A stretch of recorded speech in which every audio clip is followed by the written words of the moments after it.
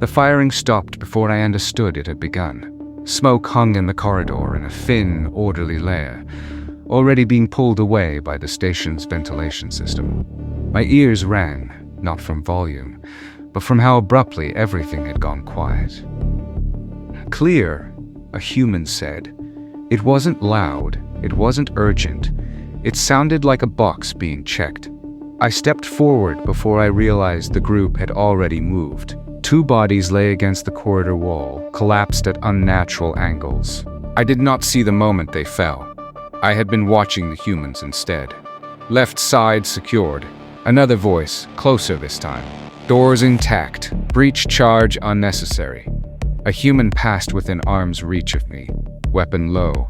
Posture relaxed. His eyes flicked once to the far end of the corridor, then back to a wrist display. He adjusted his pace by a fraction and continued forward. No one looked at the bodies. I forced myself to keep up. The corridor was narrow, designed for controlled traffic, not combat. I expected hesitation. I expected spacing to widen, commands to be issued, some acknowledgement that resistance had been encountered. None of that happened. Stack tight, someone said, moving.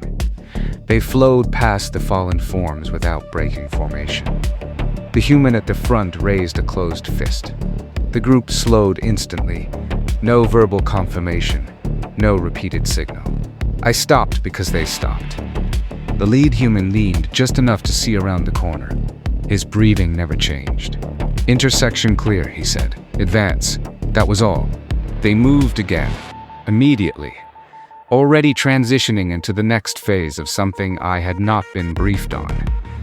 I realized then that whatever threat we had encountered had not altered their plan. It had only confirmed it. I followed, heart still racing, while the humans continued forward at the same measured pace, already looking past the space where the fight had happened, toward whatever came next. We did not slow after the intersection. The humans adjusted formation without discussion, spacing themselves tighter as the corridor narrowed. I noticed only because I almost collided with the one in front of me. "Watch your step," a human said, not turning around. It wasn't concern. It was information. "Thermal spike, 30 ahead," another voice said. "Copy." 2 signatures. The humans did not raise their weapons. They did not stop. One of them tapped twice against the corridor wall, once low, once high. The formation shifted around the gesture, as if it had been rehearsed. I checked my own display. The data lagged behind what they were already responding to. "Left contact first," someone said. Right delays 2 seconds. 2 seconds felt like a lifetime. To the humans, it was a scheduling note. The next exchange of fire was brief and asymmetric. I registered the sound and the light, but my attention was fixed on the humans themselves.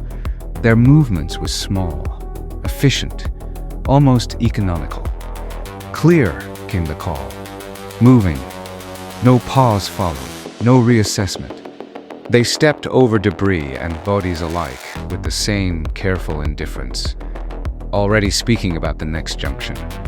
"Corridor bends right, blind spot at 20. Copy." Same pace. Same pace. That phrase repeated in my thoughts as we advanced. In my experience, combat forced change. It demanded adaptation, hesitation, escalation. Every doctrine I knew treated resistance as a variable that disrupted planning. For the humans, resistance appeared to be a constant. I realized I was no longer trying to understand the enemy. I was trying to understand the humans, and I was failing. The resistance increased without warning. My display finally caught up long enough to register multiple heat signatures ahead, clustered behind reinforced bulkheads. In my experience, this was where formations broke. Where commands layered over one another, where someone reassessed. The humans did none of that. "Multiple ahead," a voice said. "Noted," another replied immediately. "Same pace." I felt my chest tighten. The lead human raised 2 fingers. then closed his hand. The group shifted without stopping, weapons coming up just enough to matter. "Mark," someone said. "Marked." The corridor erupted again. This time I saw it clearly. The humans moved through the contact like it was an obstacle already accounted for. Angles covered before threats emerged. Fire placed precisely where it needed to be. No wasted motion. No excess. A human beside me leaned slightly, fired twice, and stepped forward without looking back. "Clear!" came the call. "Door compromised. Doesn't matter." The phrase echoed in my thoughts as the humans advanced through smoke and debris, boots crunching over fragments that might have been equipment or bodies. They did not check for survivors. They did not slow. I realized then that escalation meant nothing to them. More resistance did not change their behavior. It only validated their assumptions. I had fought battles where momentum was fragile, where one unexpected variable could turn victory into collapse. For the humans, momentum appeared permanent. I tightened my grip on my weapon, not because the enemy frightened me, but because I was standing among beings who treated overwhelming force as background noise. We paused for the first time since the advance began, not because the humans were unsure, because they had reached the point they expected to reach. The lead human raised a hand, and the formation halted instantly. Weapons stayed up. Breathing stayed even. No one spoke for several seconds. I took the opportunity to steady myself. One of the humans checked a charge pack and swapped it out with practiced ease. Another adjusted a strap on their armor. The gestures were casual, almost routine. "Timer's holding," someone said. Another human glanced at a display I couldn't see. "Where ahead?" Ahead of what? I finally understood what had been bothering me since the first exchange of fire. The humans weren't reacting to contact. They weren't adapting in the way every other force I had fought beside did. They were confirming checkpoints. Every encounter, every corridor, every body left behind, none of it registered as deviation. This wasn't improvisation. It wasn't aggression. It was execution. A human near the front shifted his stance slightly, then spoke again. "Next section's narrow. Same formation." No one acknowledged him. They didn't need to. I realized then that the humans had not come here to fight. They had come here to finish something. And whatever they had planned, it did not require courage, hatred, or fear. It required timing. I stood among them, weapon ready, and felt a cold clarity settle in my thoughts. I was not witnessing allies at war. I was watching a process complete itself. The corridor was secure. That was the phrase the humans used. It passed between them calmly, like a status update rather than a conclusion. Weapons lowered slightly, but not fully. The formation loosened by degrees, not relief. Someone marked something on a display.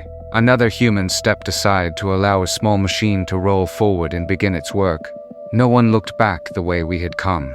"Area clear," a voice said. "Copy. Begin sweep." They were already transitioning, already thinking beyond this place. I stood among them, surrounded by the remains of what had opposed us, and waited for something I had seen in every battle before this one. Relief, reaction, agrees. None came. A human near me removed their helmet briefly, wiped their face, and replaced it without comment. Another adjusted their grip on their weapon and checked the corridor ahead again, as if expecting resistance to return out of obligation. It did not.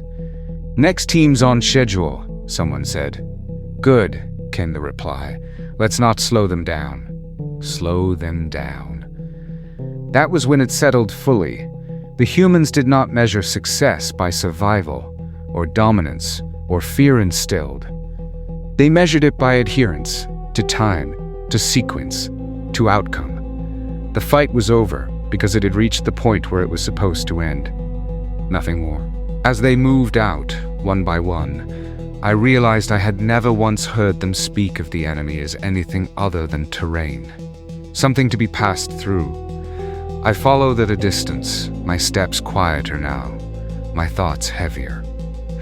For the first time in my life, I understood terror not as chaos, but as certainty.